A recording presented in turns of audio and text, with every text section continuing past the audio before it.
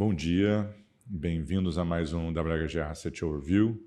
Eu sou Andy Ryder, gestor do Global Long Biased. Aqui estou com o Fernando Fenoli, nosso economista-chefe. Vamos lá, então. Bora lá, número 50, né? Número 50, caramba. Janeiro, como foi? Então, o ano já começou, né? Bem movimentado aqui, muita coisa acontecendo. Na superfície parece que está tranquilo, né? Com o S&P meio 0 a 0. Mas abaixo da superfície tem umas coisas andando bastante e acho que tem muita gente aí tentando entender o que está acontecendo. O petróleo subindo 14%, né? Fácil falar que é Irã, sei lá o quê, ouro 13%. Brasil, né? Se pensar o Bovespa mais o real, Brasil em dólar aí subindo, sei lá, quase 20% no ano já, em pouco tempo. Mercados emergentes também, né? Muito forte, aí 8% no ano. E Estados Unidos, né? S&P e Nasdaq meio 0 a 0 e cripto muito mal, né? Então tem uma dispersão muito grande aqui no mercado. Você olha os baskets que a gente gosta de mostrar, realmente reforçam isso, né? Empresas de memória subindo quase 50% no ano já. E vários temas aí, né, conhecidos, nuclear, semicondutor na China, defesa na Europa, empresa de metais e tal, né, subindo uns 20%, aí um monte de coisa subindo 20%. Isso na média, né, de baskets, estão nomes individuais até subindo mais. Enquanto isso, né, coisas mais... sei lá, de bolha, assim, meme, né, essas coisas caindo bastante, né, empresa de software, a gente vai falar um pouco sobre isso, sofrendo bastante aqui no começo do ano também. E é isso, então acho que já começou o ano, assim, bem agitado, com oportunidades tanto no lado long quanto no lado short, né, interessante as coisas que os fundos gostam de shortear, que acham que são empresas ruins, estão caindo esse ano, né, e vários temas que o mercado está animado estão subindo. Então, vamos lá.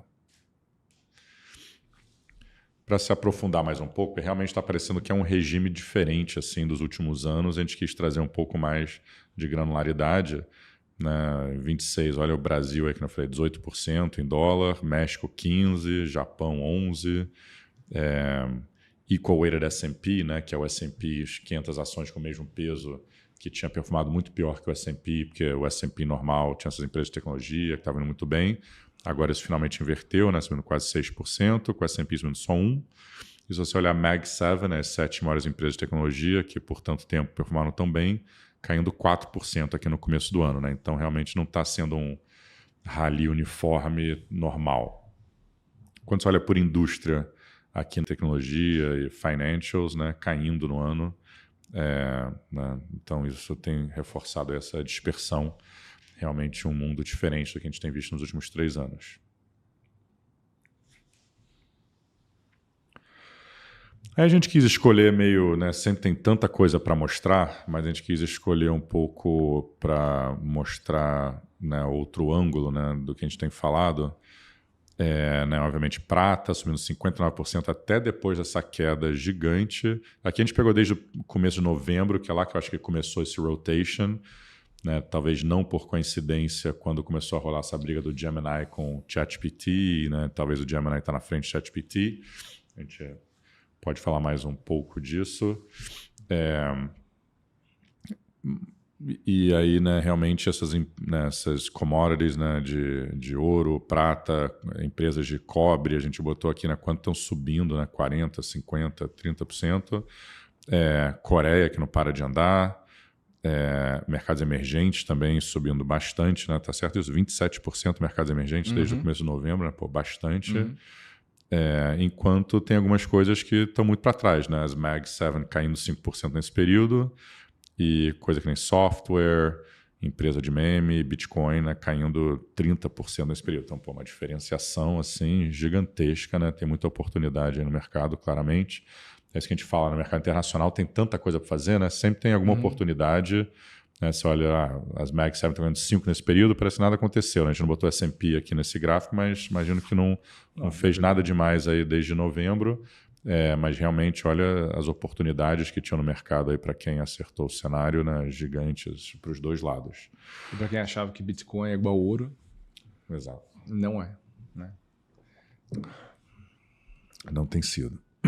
Aí, na direita aqui, né, a gente mostrou isso agora retrasado, 24, teve um pouco desse debate de onde a gente está no ciclo, né? Será que a economia está cansada e a empresa de late cycle que você quer comprar, e, né, etc. E ficou indo e vindo, indo e vindo.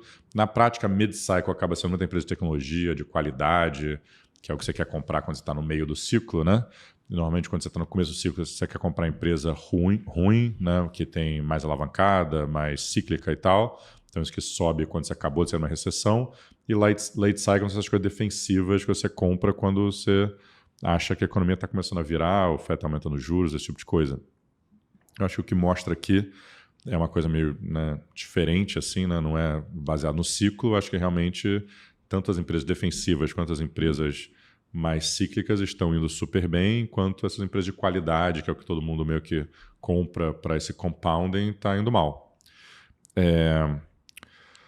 Outra coisa que é surpreendente, né, depois de tantos anos falando, será que value, né, tá na hora de comprar, growth andou demais, né, realmente desde novembro, né, 17% de alta em value com 2% de queda em growth, é significativo, e a gente viu aqui o City Surprise Index, né, então a economia realmente está melhor que as pessoas imaginavam, e isso está fazendo com que o mercado faça esse rotation para trocar para essas ações que ficaram para trás aí depois de tantos anos.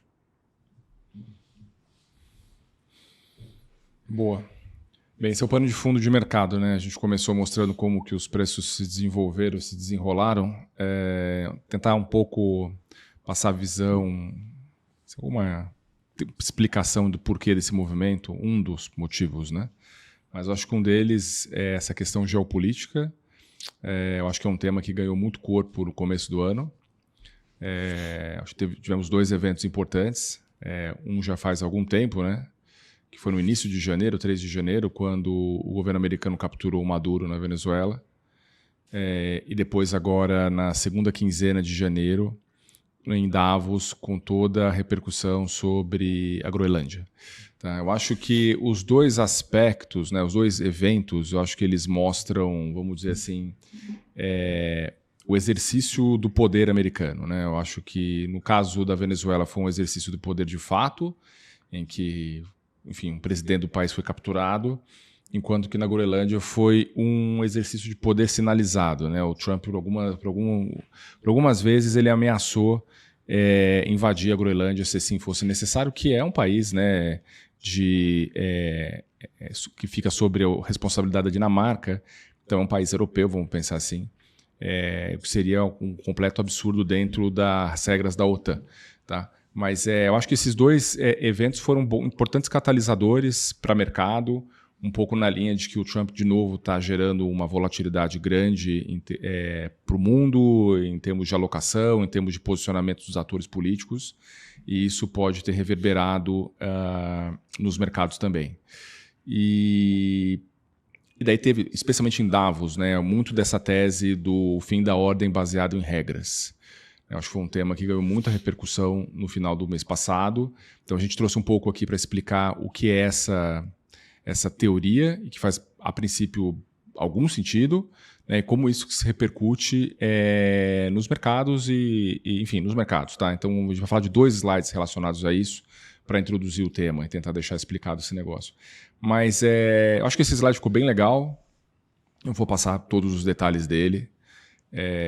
Mas se eu tivesse que, assim, explicá-lo em linhas gerais, a gente tem que pensar que a gente está passando de um mundo de regras para poder, em que por muito tempo o mundo ele foi baseado em alguns pilares básicos, assim, está no gráfico aqui na parte da esquerda, né? Esses 4, né? Então você pode falar segurança coletiva, são as alianças militares, então pensa na OTAN como um exemplo, né? Algum tipo de respeito às regras do jogo, livre comércio, democracia, isso são sempre valores que os americanos pregavam ou pregaram por muito tempo. Isso obviamente que ao longo da história nunca foi respeitado a ferro e fogo, mas de certa forma era essa a base que todo mundo essa é a base no qual todos os países e os agentes eles respeitavam e evoluíam ao longo do tempo. Só que esses pilares foram meio que ruindo, especialmente com a administração Trump. Então esses poderes foram caindo e foi aumentando, sim, a a ação, né, mais baseado na força dos países do que nas regras multilaterais entre eles. Tá? E daí teve até muito dessa repercussão do Mark Carney, fez um mega de um speech lá em Davos, que foi considerado um dos melhores speeches do momento, né, falando que isso é uma ruptura desse sistema anterior e não é mais uma transição. Tá? Não é assim mais que o mundo se baseia. Daí é interessante que daí os grandes pensadores desse tema, eles têm uma avaliação no final parecida, mas interpretações diferentes da evolução das coisas. Tá? Você pega o Ian Bremmer e o Niall Ferguson, eles vão falar, eles chegam à mesma conclusão, tá? Só que com caminhos diferentes, né? Porque o Ian Bremmer vai dizer o seguinte, olha, teve realmente uma ruptura, eu concordo com o Mark Carney, e o sistema que funcionava antes não funciona mais, tá? E hoje é muito mais, essa ordem global é muito mais baseada nos desejos americanos do que numa regra pré-estabelecida. Tá? O Niall Ferguson vai dizer, isso sempre foi assim, o Trump simplesmente revelou como é a verdadeira face dessa ordem global. Tá? Não tem novidade nenhuma disso. Os Estados Unidos sempre impôs a sua força quando foi necessário. Não tem novidade nenhuma no que está acontecendo. Tá? Então o diagnóstico é muito parecido dos dois. Tá? Realmente esse sistema de regras está muito mais frágil, só que um acha que a partir de agora isso começa, o outro acha que sempre existiu. Tá? E qual que é basicamente o comportamento americano hoje? Né? O que esses pensadores acreditam a respeito do tema? Basicamente os Estados Unidos têm uma ordem de prioridades, tá? em relação à Venezuela ficou bem claro esse controle do hemisfério, que são esferas de influência. Então, perto, no meu hemisfério, no meu quintal, quem manda sou eu. Né? Eu não vou permitir que meus adversários tenham penetração e importância relevante em países próximos dos Estados Unidos. Tá? Tem muita relação com segurança, né? Que é exatamente o caso da Groenlândia, segurança nacional, e a questão de energia e controle de oferta, que é controle de commodity. Tá? Controle da oferta de commodity, seja de petróleo, seja de minerais raros. São dois minerais raros, especialmente agora, né? Dado a importância desses produtos na confecção de manufatura de AI, e a boa parte dessa oferta está em posse da China, os Estados Unidos estão com muita urgência em encontrar alternativas de oferta fora da China. Tem bastante coisa na Venezuela, tem no Brasil, a gente vai falar daqui a pouco, tem na Groenlândia. Então, acho que esse é uma das metas do governo americano e ele acaba tomando suas decisões também baseado nisso. Tá? E tem essa visão de governo transacional. A gente sempre falou que o Trump é um cara que gosta de fazer acordos, né, de fazer deals. Me parece que isso está numa escala muito maior agora, né, em que, de novo, né, você pode pensar que as alianças agora não são muito mais baseadas em valores, mas sim o que cada região, cada país pode dar em troca aos Estados Unidos. Tá? É muito mais nessa linha. Tá? E aí, quem ganha com tudo isso, me parece, é a China. Né? Você vai para um mundo mais realmente multipolar. Né? E hoje, por incrível que pareça, várias dessas potências médias veem a China como uma região que traz mais estabilidade do que os Estados Unidos. Tá? Então, acho que o exemplo mais marcante disso é o Canadá, que por muito tempo tinha uma relação estremecida com a China e que recentemente o Mark Carney foi até a China conversar com Xi Jinping, fazer um acordo comercial, etc. Então, a França também está se aproximando da China. Tem até alguns membros europeus que acham que tem que se reconectar com a Rússia por causa do gás e do óleo. Então, no fundo, você tem essa divisão global e esses outros países acabam se beneficiando, por incrível que pareça. Tá? E é isso, as alianças são muito mais agora baseadas no que cada um país pode entregar, né, em relação ao outro, do que alianças baseadas em valores. Eu acho que, para mim, essa é a principal mensagem, né, e essa questão de diversificação. Né? Eu tenho que diversificar dos Estados Unidos. Os Estados Unidos passa a ser, talvez, aí um país não muito confiável nas relações. Né? Pensa de novo no Canadá. Né? O Canadá era meio que o aluno nota 10 em relação aos Estados Unidos e agora está só tomando porrada dos americanos e ele está tendo que se reposicionar com outros países. Tá? Então, acho que a conclusão, que está aqui no final do slide, né? A gente tem um mundo mais fragmentado, não é caótico, só fragmentado, mais politizado, né? Que tem mais defensivo no sentido de países que investem mais em defesa do que antes. Então, a gente está tendo a Alemanha, tem o Japão, né? Então tem essa onda de investimentos em defesa, né? E mais transacional. Tá? Então a gente vai ver, às vezes, alianças e conexões que a gente não esperava antes acontecendo agora. Tá? Então acho que quando se fala em fim de ordem, né, baseado em regras, é isso basicamente o que eu comentei agora, o resumo. Diga, Andrew. Não, acho que só para resumir, assim, eu acho que o ponto aqui é que, né, por muitos anos, né, na época dos impérios lá, né, era meio que si por si, né, era poder, quem tinha mais força, quem punha as regras. E eu acho que depois da Primeira Guerra Mundial e Segunda Guerra Mundial, os Estados Unidos e os poderes que ganharam as guerras tentaram criar umas regras do jogo com várias instituições multilaterais para dar estabilidade para o mundo, né? A gente nunca teve uma guerra grande depois disso, então funcionou todas essas instituições, que foi muito bom para as superpotências, né? Para as multinacionais expandirem com regras e né, coisas mais uniformes ao redor do mundo. E isso parece uma volta, né, no tempo, por isso que, né, quando o Mark Carney fala isso, a gente está voltando para esse mundo de poder em vez de regra, e isso não é tão bom.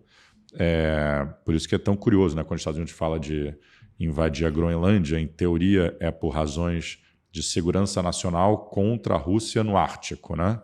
Mas a Rússia acha uma boa os Estados Unidos invadir a Groenlândia. Então, tipo, né, você fica assim, peraí, o que está acontecendo?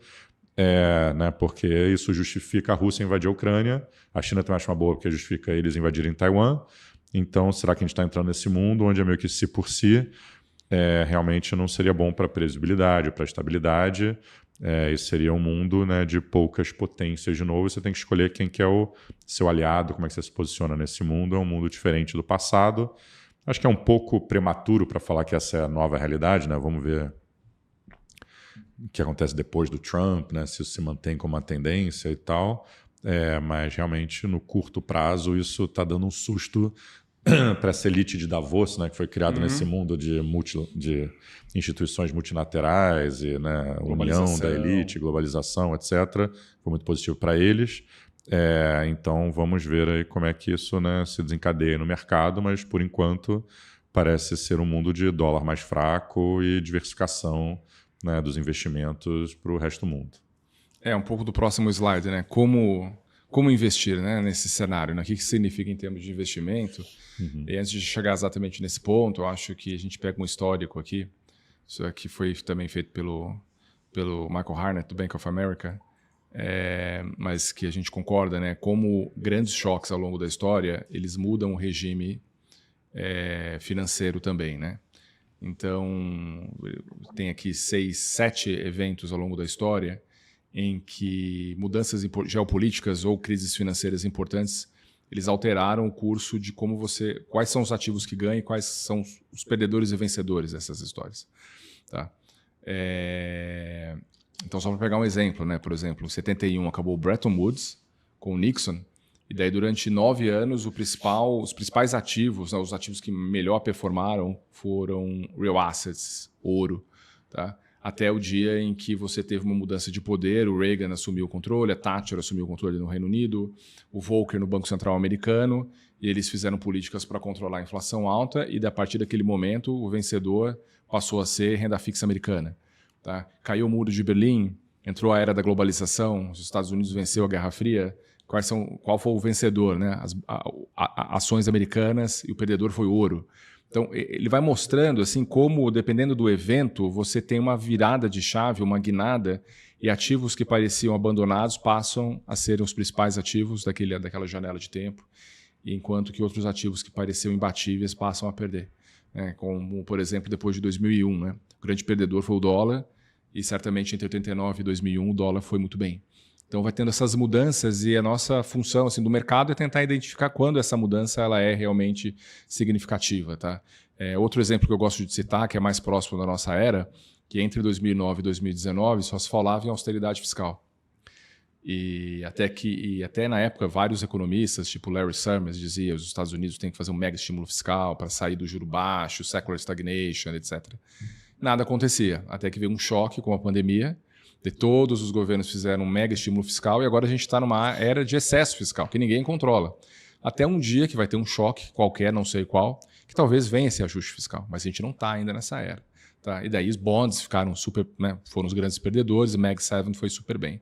E agora tem esse questionamento, será que a gente não está passando por uma nova mudança? Né?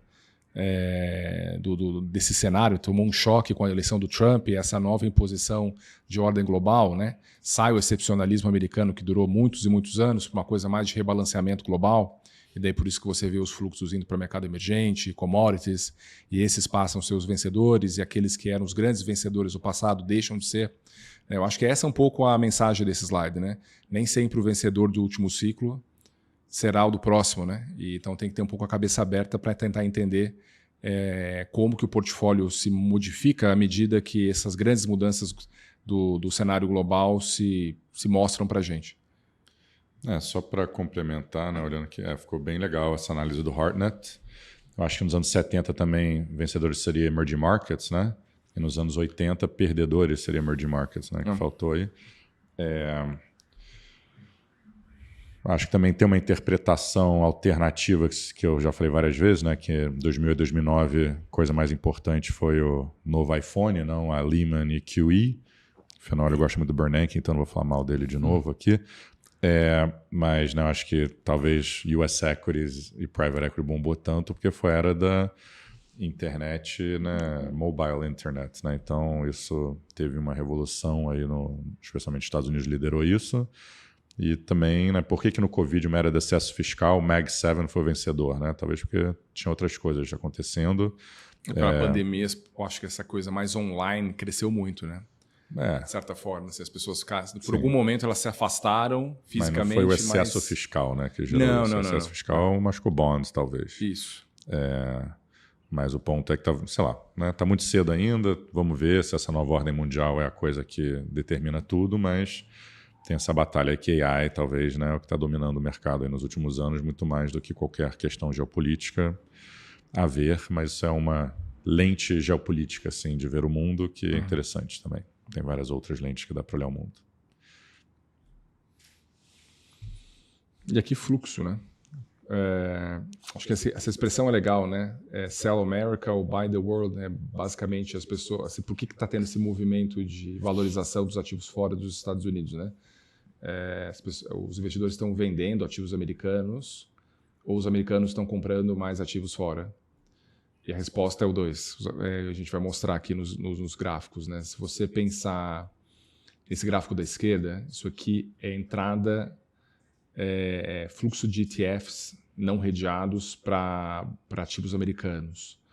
E realmente aqui, nesse círculo, foi durante o Liberation Day, lá entre abril, maio, realmente teve uma saída de recursos dos Estados Unidos. O investidor tirou o dinheiro. Daí ele voltou a aplicar e hoje está relativamente estável. Tá? Não está no nível de fluxo do passado, mas tem um fluxo estável. O que a gente está vendo de diferente é o gráfico da direita, na parte de cima, que mostra fluxo de capital do investimento do americano em bolsa global.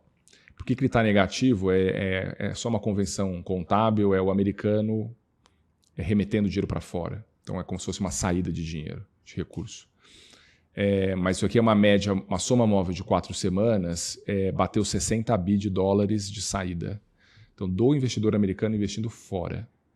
É a maior saída aí em 12 anos e ele é muito correlacionado com a entrada em ações e mercados emergentes, que também bateu um recorde nesse começo de 2026. Então, muito desse movimento de valorização fora dos Estados Unidos parece vir do próprio investidor global, americano especialmente, distribuindo seu dinheiro para fora dos Estados Unidos. Quando você pega o retorno das ações dos Estados Unidos contra o resto do mundo, né, o comparativo, o mês de janeiro de 2026 foi o pior desde os anos... para mês de janeiro, foi o pior desde 1995, que é o gráfico aqui de baixo. Tá? Foi 4% abaixo da valorização das bolsas globais.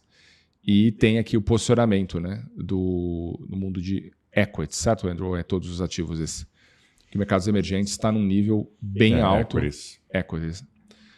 Você tem um overweighting EM, né, Ásia, Latam. Esse aqui é o dado da Goldman, né, que você olha o Prime Broker, né, que eles, né, todos os fundos usam eles, entre outros, mas eles são dos líderes. Eles publicaram esse dado que a gente pediu para dar uma refinada. E aí você olha mercados emergentes, você soma Ásia, Latam e IMEA, né, realmente está tendo um fluxo para dentro muito grande, enquanto Estados Unidos, né, North America, não para de sair. Então, os fundos estão muito underweight Estados Unidos agora e bem overweight emerging markets. Sim.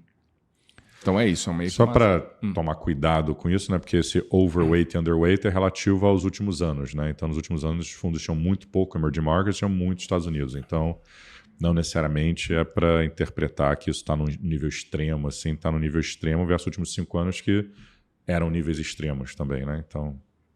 É um pouco desse gráfico aqui, só invertendo já um pouco a ordem, mas você pega a participação no market cap global por região, os Estados Unidos chegou a 64%, a Bolsa Americana representa 64% do market cap total da Bolsa Global, né, que é um all-time high.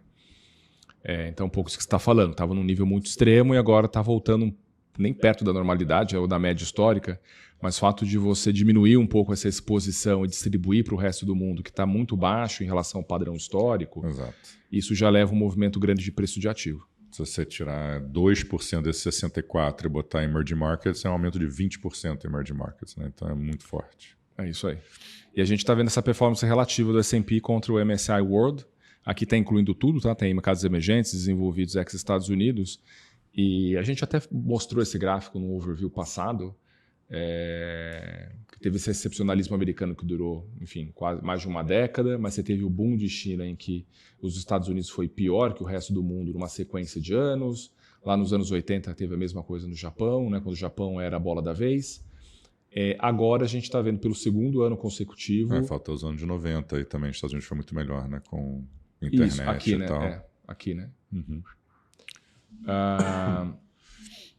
Nesse momento, né, o segundo ano consecutivo, pelo menos o ano está só começando, mas enfim, o segundo ano consecutivo em que as bolsas globais vão melhor que a bolsa americana.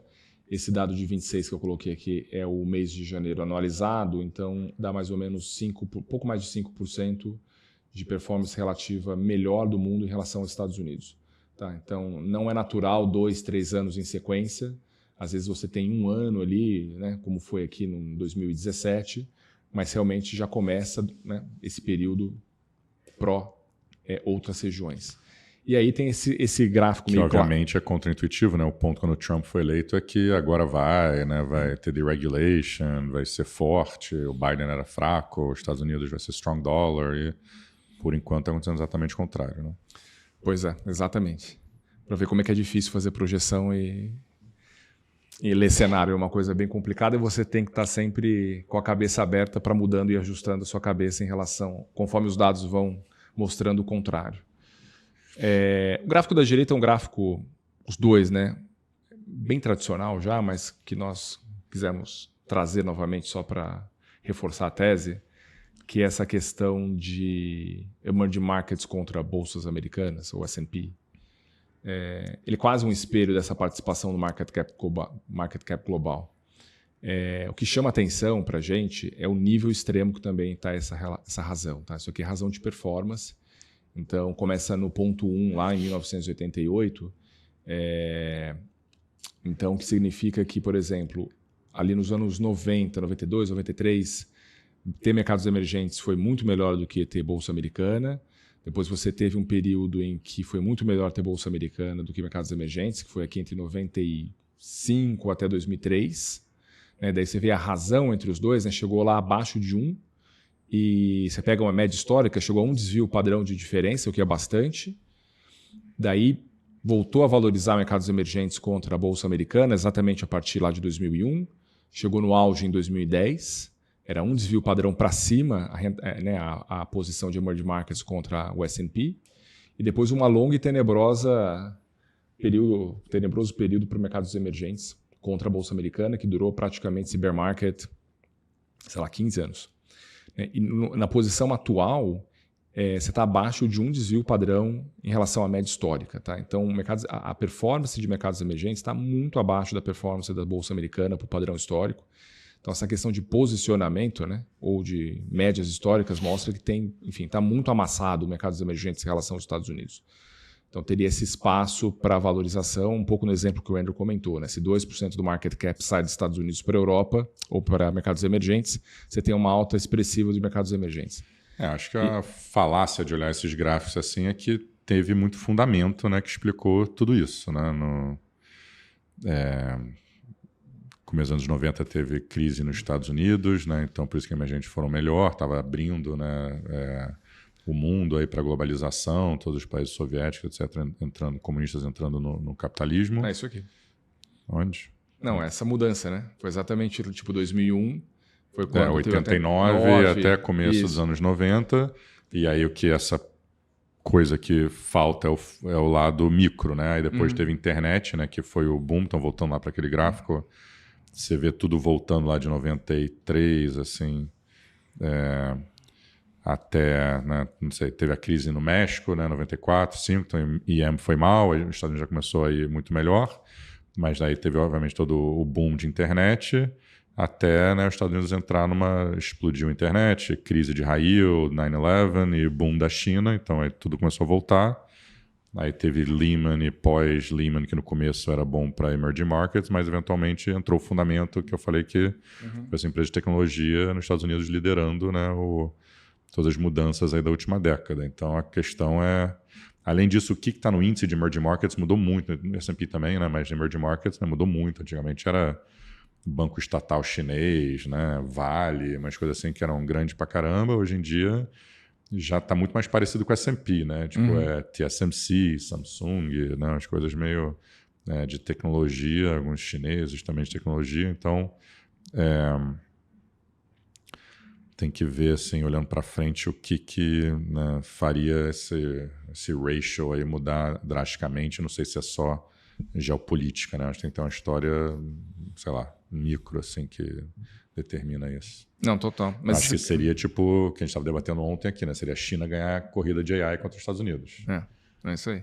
As mags investem em capex infinito, não dá em nada, porque o que ganha são esses modelos abertos de graça, e a China que vai fabricar os robôs, carros autônomos, e os Estados Unidos se alavancou pra caramba e não tem muita outra coisa que faz a economia, né? Qual o driver da economia, e aí você vai querer ir para emergente, porque a China vai estar construindo data center infinito no Brasil e todos esses lugares, e isso vai ser um novo mundo. Acho que teria que ser uma história dessas que é plausível, mas acho que não é só olhar o ratio e falar, tá aqui, tá barato, só o que e tal. Não, perfeito. Eu acho que você até contou a história que pode ser daqui para frente. Eu acho que esse é um bom slide que reflete aquele mais teórico, né, da mudança de regime, como ativos que iam mal podem ir bem, mas é só para mostrar como os posicionamentos estão realmente extremos e como isso tem correlação com o dólar, né? Enfim, acho que é muito por esse gráfico aqui, né, do fluxo de capital, né? Você, como é americano, começa a procurar investimento fora dos Estados Unidos, então ele tem que vender o dólar, comprar moeda de mercado emergente ou de outro país, e naturalmente o DXY cai, então dá para ver exatamente essa relação muito parecida, né, inversamente entre o ratio de mercados emergentes com equities. Então se essa teoria de que talvez mercados emergentes pode ser a bola da vez daqui para frente, é natural que o dólar perca valor mesmo, e agora que o dólar está se aproximando de uma média histórica, né? Agora, então tem um pouco de espaço para cair. A gente vai falar um pouco de dólar real daqui a pouco também, mas essas relações podem valer daqui para frente.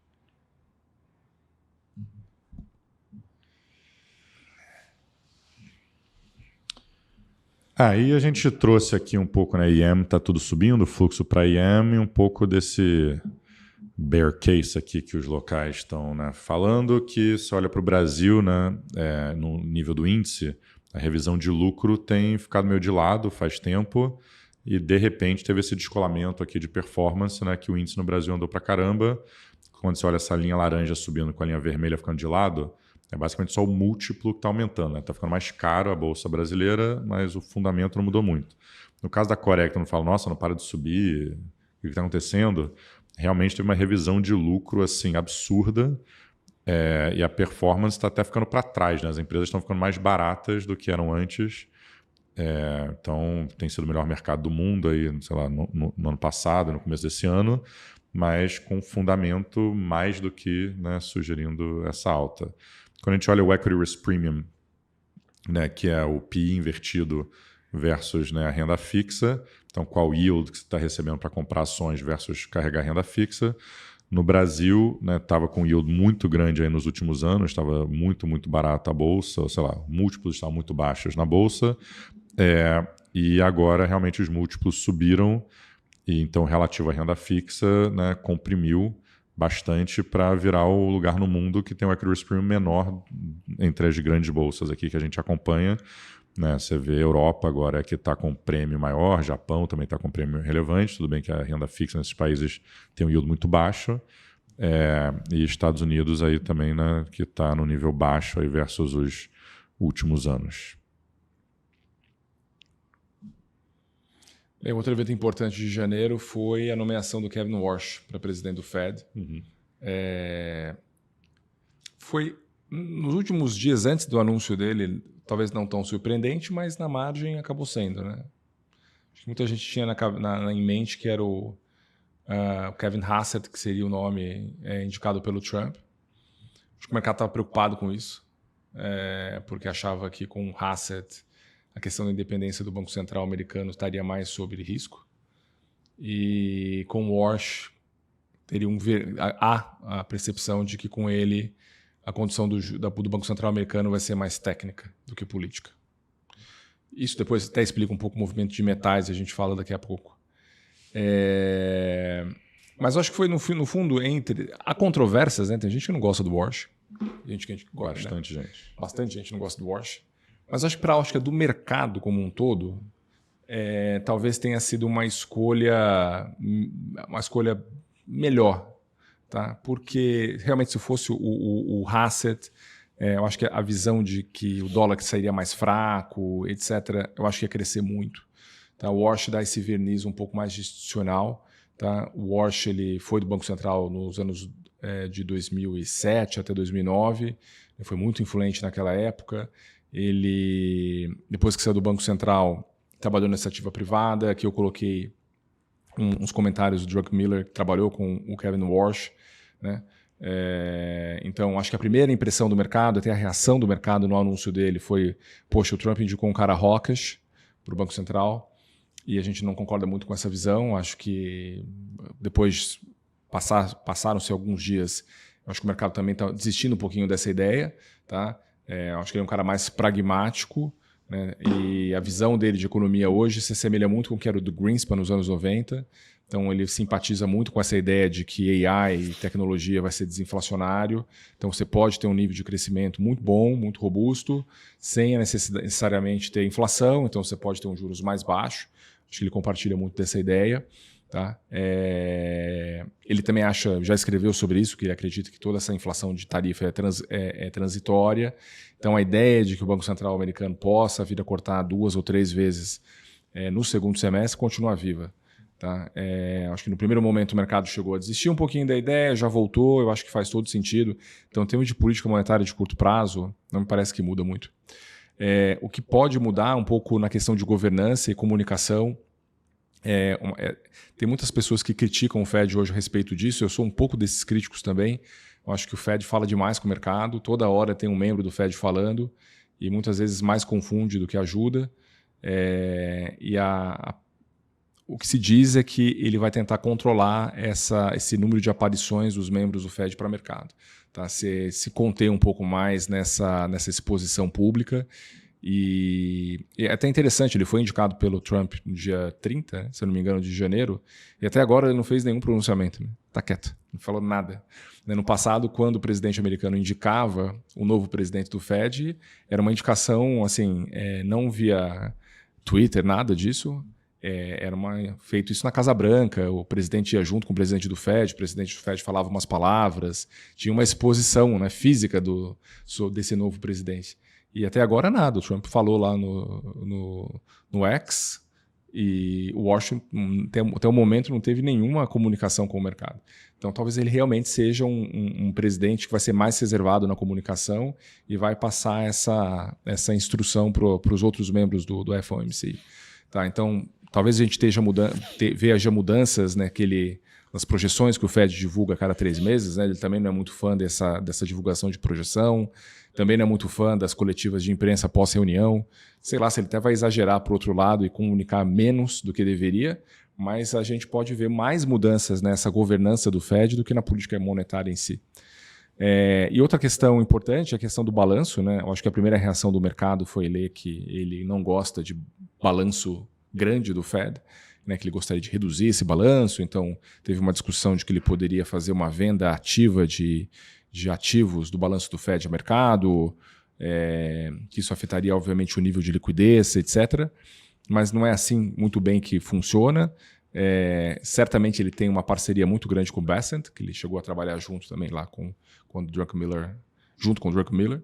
Então, e o Bessent tem, junto com o Trump, essa visão clara de que a parte longa da curva tem que estar mais baixa ou o nível de juros tem que estar mais controlado. Tá? E não vai ser o Walsh que vai chegar lá e destruir esse desejo da administração Trump. Ele vai tentar agir de maneira coordenada com eles. Tá? Então, o que se diz hoje é que, sim, ele vai tentar reduzir o tamanho do balanço, só que muito mais pelo lado da demanda do que do lado da oferta. O que isso significa? Ao invés de ele sair vendendo os títulos que tem em carteira, né, ele vai tentar mudar a regulação bancária para que os bancos carreguem menos cash como precaução no Fed, né, e até mudem a composição das reservas de cash para Treasury, tá, tornando a Treasury mais líquida em momentos de crise. Tá, porque esse é o problema dos bancos. Né, numa crise de estresse, que eles precisam vender Treasury para conseguir cash, eles não conseguem no mercado, e daí pode ser que novas linhas sejam criadas no Fed para dar essa liquidez em momentos de estresse. Então é muito mais provável que mude-se a regulação do sistema bancário e que com isso reduza um pouco o volume de reservas. Os cálculos iniciais apontam uma redução potencial de 600 bi, num total de aproximadamente 8 tri. Então é reduzir um pouco mais de 10% o tamanho do balanço do Fed no horizonte de 2 a 3 anos. Então não é nada também para ser no curtíssimo prazo. Tá? E último ponto que é importante para o mercado, ele é bastante a favor de também suavização regulatória para os bancos pequenos e consolidação dos bancos pequenos e médios. Por isso que esses bancos regionais talvez estejam tão bem no mercado, talvez venha uma onda aí de ou consolidação ou regulação mais para o banco menor. E aí teve um pouco dessa correção do debasement trade, né, que é esse risco do Fed ser mais político. Né? Exatamente no momento que o Walsh foi anunciado, a gente teve umas correções assim, brutais no mercado de metais. Então, só para ter uma ideia, né, o mercado, a prata teve o pior retorno de um dia da história, praticamente. Tá? A gente tem um gráfico desde 1750. Né? E daí nunca teve uma correção tão brutal assim. Daí você fala, pô, mas 1750 não vale, você está forçando a mão. Então corta de 1970 para cá, nem naquela época teve uma correção diária tão grande quanto agora. Chegou a 20% de correção diária, essa vez passou de 30%. Então, mas por que isso aconteceu? Porque o posicionamento da prata estava excessivo, como a gente colocou no gráfico de cima. Né? Então, a linha verde é o volume de compras por investidor de varejo de ETF de prata. Então, é o eixo da esquerda, então chegou aqui a mais de... isso aqui é a soma móvel de um mês em milhões. Chegou a mais de $1 bilhão em um mês em compra de ETF de prata. Tem outros gráficos que mostram que teve dia que a prata teve tanto um volume de negócios tão grande quanto o S&P. Então, é uma coisa assim, saiu na Bloomberg esse indicador.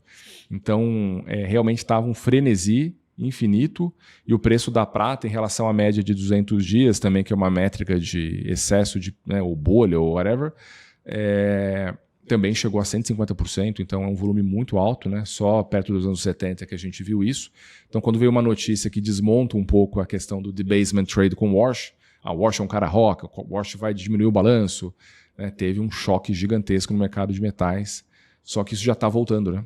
Você pega a prata, já está tendo uma boa alta depois desse dia, o ouro já está em $5.100, chegou a 5.500, caiu para 4,5, já está em 5.100, né? E todas aquelas empresas de mineração também estão perto do high. E por que isso acontece? Né? Porque eu acho que a demanda, o fundamento é pró compra desses produtos, seja por causa do rebalanceamento que a gente está falando aqui no review inteiro, seja porque você tem compradores cativos. A China é um deles. Esse é um gráfico que você pode pegar assim, como a China ainda tem pouco ouro em relação aos Estados Unidos, Alemanha e Rússia, né, quando você compara com o M2 ou compara com o PIB. Então, a China ainda, dado o tamanho da economia e a importância do mercado, tem muito espaço para comprar ouro, eles estão comprando ouro por N motivos. Eu acho que essa compra cativa continua. E também tem o fluxo financeiro. Né? o que antes era praticamente nada na carteira dos clientes. Hoje o ouro já representa em torno de 3% e pode ser que suba ainda mais. Então, essas oportunidades de queda levam o investidor a comprar mais ouro para a carteira.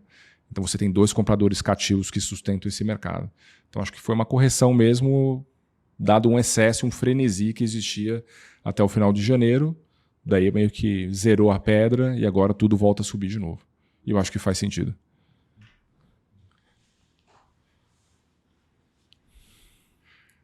Acho que só para comentar um pouco o que o Fenólio falou e em geral, né, a gente não trouxe esses slides assim, sobre isso ainda. Eu acho que tem uma coisa nova acontecendo no mercado. Mas eu acho que desde a época aí do Gemini passando o ChatGPT, o mercado começou a ficar muito confuso sobre como operar esse tema de AI. Né? Tinha sido muito fácil em 23, 24, você compra NVIDIA, compra as MAGs, compra o Nasdaq, AI is for real e tal. Ano passado já começou a ficar um pouco mais difícil com as MAGs, indo também. Tinha que realmente selecionar as empresas de memória, de tipo semicondutor, de energia, periferia de AI, o complexo do ChatGPT. E aí depois, com essa mudança, eu acho que as pessoas começaram a se questionar, será que meio que tudo veio junto, né? Veio o Gemini passando o ChatGPT, veio toda essa tese aí do Michael Burry lá que Oracle e Stargate e tudo é meio que um Ponzi scheme, veio também o CAPEX, essas MAGs que não para de subir, será que eles vão conseguir ter um retorno sobre investimento nesse investimento infinito? E também esse questionamento de China contra os Estados Unidos, e será que você vai monetizar esses modelos ou não? Então acho que começou a ficar muito complicado, as coisas mudando muito rápido, sem visibilidade. E o mercado começou a falar, o que eu faço então com o meu dinheiro? Porque AI is for real, mas talvez esse aqui não é o melhor jeito de se expressar. Isso é um problema. O outro problema era tudo isso, do novo Fed, tudo que a gente focou muito no macro hoje, da geopolítica, do Trump, a gente mudando aqui as regras do jogo, o dólar que estava super forte, talvez vai ser fraco. E conversa com esse debasement trade. Então, acho que o mercado tem ido para uns trades meio consenso aqui no começo do ano. Primeiro, esse debasement trade, você quer comprar ouro, prata, que no final ele falou era Bitcoin não está mais nesse trade. A gente nem falou no slide anterior, mas se o war sendo menos dovish do que teria sido o Hassett foi suficiente para a prata ter o pior dia da história, imagina o Bitcoin, que é a ponta fraca desse debasement trade.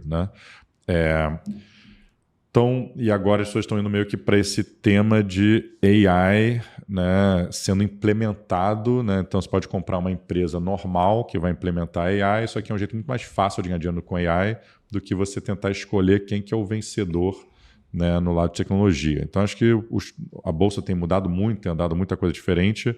Mas acho que o pano de fundo é esse o cenário.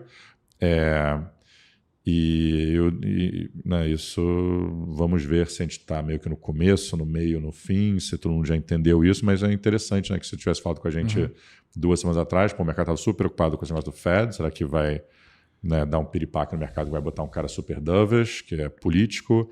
A eleição no Japão, a gente acabou nem falando disso aqui, mas era um medo que está entrando uma primeira-ministra de direita populista que vai arrebentar o fiscal que já está arrebentado. Será que isso aqui vai gerar uma crise em renda fixa no mundo? Foi pelo contrário, as rendas fixas fecharam depois dela ganhar com uma maioria mais forte que o mercado tinha imaginado até alguns dias antes.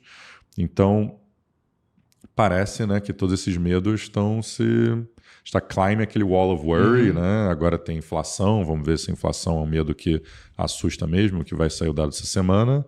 Mas a gente está meio que num mundo onde as preocupações meio que acabaram. A economia dos Estados Unidos reacelerando, botamos um cara no Fed, já temos visibilidade de todas essas coisas e o mercado parece estar lidando bem com todos esses riscos. Então, é um pouco isso. Dito isso, quando a gente olha para os três, as coisas estão ficando muito crowded. Entre eles, agora vamos falar de software. Software não para de cair. Era um business que a gente considerava o melhor business do mundo. Você pensa um software, depois você desenvolve e você está meio que contratado para o seu cliente. Você tem um custo marginal de praticamente zero, você vai crescer, já está lá meio que dentro do seu cliente, agregando pra caramba para o cliente em termos de produtividade, pelo que você cobra para ele. e o seu custo marginal é quase zero, então você tem um retorno sobre capital investido gigante e é um modelo de subscription, né, que você não compra uma vez você paga todo mês, né, uma mensalidade, então é um business perfeito. O problema é que veio o AI e está destruindo esse modelo. A gente vê na direita, né, qual os múltiplos que essas empresas tradeavam, né, quem crescia bastante tradeava 60 vezes EBITDA, quem crescia média era 30 vezes EBITDA, e agora com esse medo de AI, né, essas ações têm caído para caramba, mas ainda estão em múltiplos muito mais altos que o S&P. Né? Então, acho que a novidade esse ano foi esse Claude Cowork, também a Anthropic fez um plugin, né, jurídico, e também teve esse OpenAI Frontier, e as pessoas estão vendo como é que essas coisas são muito... são saltos de né, tecnologia e que isso está só começando. Né? A gente está ouvindo, né, Anthropic falando como que, né, o desenvolvimento em AI está assim, muito mais forte que eles até imaginavam. Né? Esse Claude Cowork aí, né, tipo, todo mundo tem falado do Microsoft Copilot como, né, uma das primeiras coisas que era implementava o AI e tal, mas sempre deixou muito a desejar. Esse Claude Cowork foi criado em poucas semanas aí, e é muito, mas muito melhor que o Microsoft Copilot, nem se compara. Então, será que a gente vai ver esse tipo de coisa, né, em todo lugar? Né? Então, esses agentes realmente começando, né? Você pensa no workflow, a gente escreveu aqui, jurídico, de finanças, atendimento, TI, são muitas indústrias gigantes que vão implementando isso. Ontem foi o mundo de wealth, né, que sofreu lá nos Estados Unidos. Então, todo dia tem um desses setores que a gente vai começar a usar, né, esses instrumentos novos que estão melhorando exponencialmente. E o problema para as empresas de software são várias. Né? Porque você pode argumentar, uma multinacional compra Salesforce ou ServiceNow, não vai, né, usar um software, né, de graça desses, tem muito compliance, tarará. Mas pensa que a competição vai aumentar exponencialmente, né, entre essas empresas de software, porque agora eles têm milhões a mais de desenvolvedores, né, então, virtuais. Pensa startups, né, você diminuiu a barreira de entrada para um startup desenvolver um produto que é compatível com, né, o que essas empresas desenvolveram depois de bilhões e bilhões de dólares de investimento. E também as próprias empresas grandes que conseguem, com o time interno de TI, desenvolver várias soluções que talvez resolve vários problemas. Né? Então, você junta todos esses ângulos e eu acho que o problema é que você pode diminuir tanto a barreira de entrada e aumentar tanto a competição que esse business que parecia tão bom não é mais tão bom.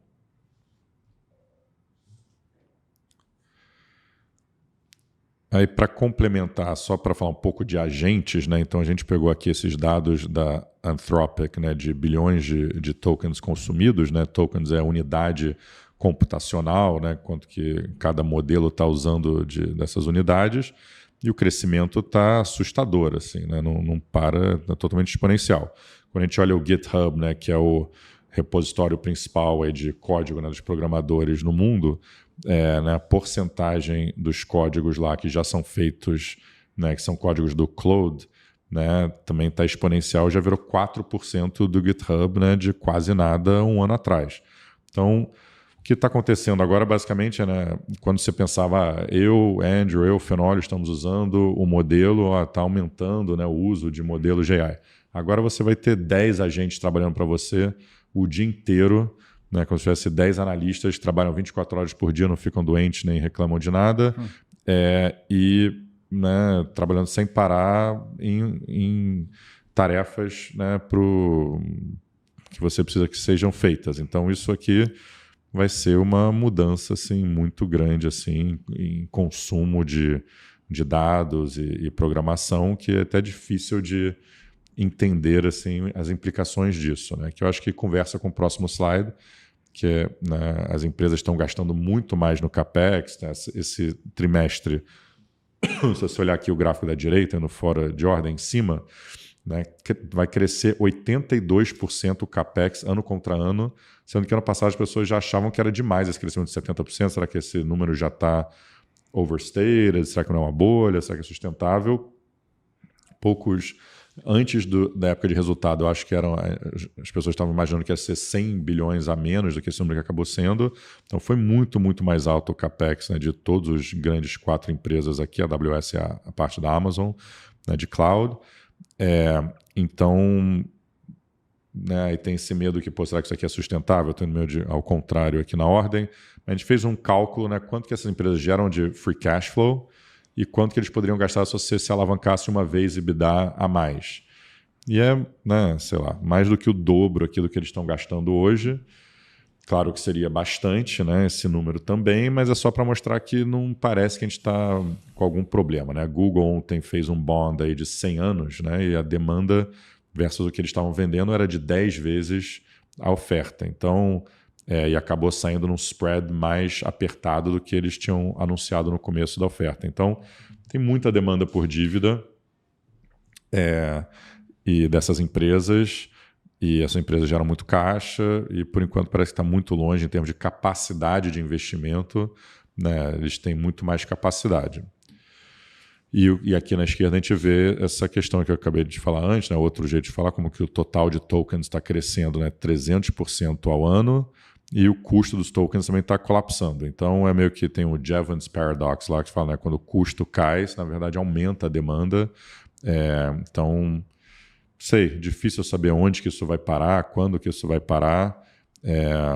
Agora, como, né, mercado, como investimento, será que você vai comprar essas 4 empresas ou será que você vai comprar empresas que se beneficiam desse capex todo ou que, né, ou diretamente, porque eles são clientes desses caras, ou indiretamente, que eles vão implementar nessas soluções no business do dia a dia. Eu acho que talvez isso é um trade mais fácil do que tentar ficar adivinhando qual desses 4 caras, se um desses 4 caras vão vencer essa corrida. Agora vamos para o Brasil. A ideia aqui é mostrar um pouquinho do como o Brasil se beneficiou dos fluxos globais. Então, acho que esse gráfico já ficou até um pouco manjado, né, que todo mundo já está falando sobre o tamanho do fluxo em 2026, 28 bilhões de reais para a Bolsa, vindo do capital estrangeiro, é exatamente o volume que a gente viu em 2025. Então, historicamente, dá para ver que é um volume bastante alto. Então, enfim, o Brasil se beneficiou bastante dessa redistribuição de capital global. O ponto é, o que acontece com o câmbio? Né? Eu acho que já tem alguns comentários a respeito até onde o real pode chegar nesse movimento de depreciação do dólar. Então, a gente trouxe aqui um pouco a atualização dos nossos modelos de câmbio. A gente não usa só o nosso, a gente usa também os modelos que outros bancos calculam e tenta tirar ali uma média a respeito disso. E é interessante que quando nós atualizamos todos esses modelos, a gente chegou num valor, uma métrica justa de real de em torno de 4,90. Tá? E hoje o câmbio está 5,20, eu acho que hoje está até mais baixo, né? Está 5,18. Então é interessante porque mostra que talvez a cotação atual do real já não está tão distante assim de uma cotação dita de equilíbrio. Tá? Não parece ser 4,5, esses números que às vezes acabam ancorando as expectativas, parece ser um pouco mais alto. Isso significa que o real não possa chegar a 4,5? Claro que pode. Então, o câmbio, assim, dá para perceber no gráfico que o real nunca está no equilíbrio, né? Ele está sempre um pouco para cima, um pouco para baixo. É só pensar assim, qual que é o nível natural dele. Então, a gente já está chegando na nossa conta perto de um nível relativamente justo, né? Então, estamos aí aproximadamente 30 centavos dele, não 80 centavos de distância. Por que a gente ficou pensando, né? Por que hoje é 4,90, não é 4,5, que muita gente comenta? Eu acho que a grande diferença são as contas externas brasileiras, tá? O balanço de pagamentos. Se você pegar entre 2003 a 2011, quando a taxa de câmbio do Brasil ficou super apreciada, que está aqui, ó, que estou circulando agora, né? Então, essa aqui é a taxa de câmbio real efetiva. Quanto mais para baixo, mais apreciado está o real. É assim que é a convenção. Então, durante muito tempo, o real ficou super apreciado, né? Que foi de 2004 até 2011, aquela época que o real chegou a ser cotado a R$2 contra o dólar, 1,50. Por que isso aconteceu? Além do dólar fraco no mundo, a gente tinha um fluxo de capitais muito positivos para o Brasil. Então, quando você soma a conta corrente do balanço de pagamentos, mais o saldo do investimento direto e portfólio em ativos nacionais, o Brasil chegou a ter quase um superávit de 5% do PIB de fluxo. E por muito tempo esse fluxo foi positivo. né, e bastante positivo. Então acho que foi ali uma soma de fatores que realmente empurrou o real para um nível assim, inimaginável, né, que foi o dólar fraco, mais um fluxo muito grande para o Brasil. Tem que lembrar que naquela época a gente exportava as commodities que realmente subiram de preço, que é o minério de ferro. Então o saldo da conta corrente brasileira era positivo, a gente tinha um superávit, e isso levou o real a se apreciar de maneira muito expressiva. Quando você acelera no tempo e vem para o período mais próximo da gente. Quando o real chegou a estar super depreciado, que foi ali na época da pandemia, que está aqui em cima, isso é correlacionado com um fluxo também muito negativo para o balanço de pagamentos. E recentemente o real começou a se apreciar, como a gente está mostrando, está ainda um pouquinho acima do valor justo. E daí a pergunta que ficou é essa: por que não dá para apreciar muito mais? Ou por que o valor justo não é muito mais apreciado? Eu acho que a explicação está aqui, né? O nosso fluxo do balanço de pagamentos ele é negativo, em torno de 2 a 3% do PIB. A conta corrente negativa e o nosso fluxo financeiro já não é assim tão positivo como no passado. Tem muita saída de cripto, por exemplo, né? Sai aproximadamente 18 bilhões de dólares por ano. Então o nosso balanço de pagamentos é furado. Eu acho que é isso que limita, né, quando você faz os cálculos de câmbio de equilíbrio, do real ser muito mais apreciado do que 4,90. Né? Você não joga um nível de equilíbrio de 4,5, porque o nosso fluxo é furado. O real pode chegar a 4,5, né? Porque daqui a pouco o real chega em 4,5 e daí vão falar, o Fenoli lá no Overview falou que não passava disso, que 4,90 era o valor justo. 4,90 é o valor justo. De novo, o real pode, a nossa moeda pode ficar sobrevalorizada, como ficou muito tempo desvalorizada em relação ao equilíbrio.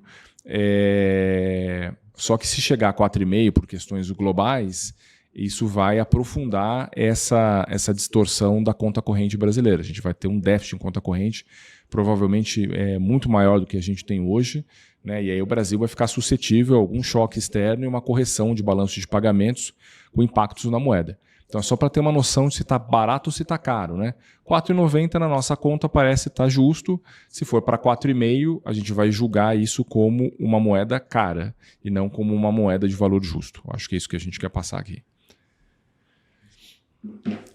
E a questão do Brasil nessa nova... Fale, Andrew. Acho que é o último slide, né? O próximo é o último. Você quer falar do câmbio ou você quer falar do próximo? Ok. Acho que, né, da grande questão aí que está todo mundo se debatendo, né, o que está acontecendo no Brasil, que a Bolsa não para de subir, enquanto a probabilidade do governo atual ser reeleito, né, aumentou bastante. Né, acho que os locais não pegaram tanto esse rally por causa disso. Né? Todo mundo falando que está barato por anos e logo quando parece que o Tarcísio não vai ser candidato e o Lula vai ganhar, que os ativos sobem. O que está acontecendo? Né, a gente tentou, como sempre, trazer uma ótica, né, do gringo aqui para olhar para o Brasil, que é como a gente olha numa versão global, como é que isso se encaixa.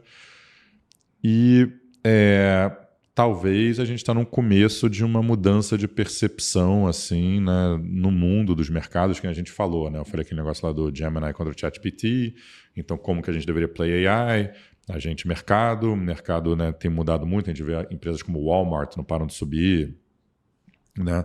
Bancos regionais americanos viraram play de AI porque eles vão implementar AI, mudar muito a produtividade. Empresas de logística implementando AI, aí a margem aumenta em 50%.